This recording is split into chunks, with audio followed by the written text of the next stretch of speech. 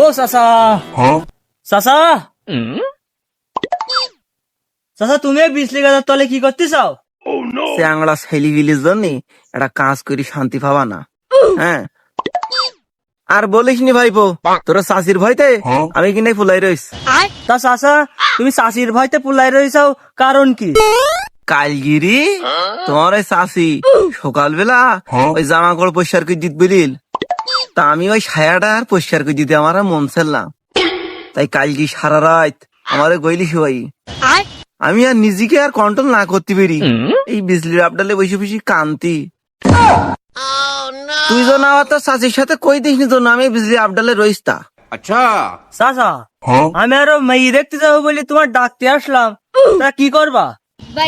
ওই তুই কি আমার মতন মরবিতে লাগিস নাই নাকি? আমার এই 20 বছরের অভিজ্ঞতায় আমার এই বিজলি গাদায় পর্যন্ত পৌঁছি, তোর কো বলে যে কি আছে ওই ওপর আল্লাহই ভালো রকম জানে।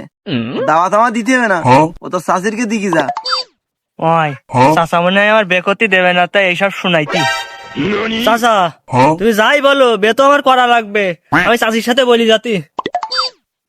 দেখো কা আমি দেখিনটাই রইস, তো চাষির সাথে তো আর বলিসনি, এত 144 ধারা আমার আর মামলা হয়ে যাবেন।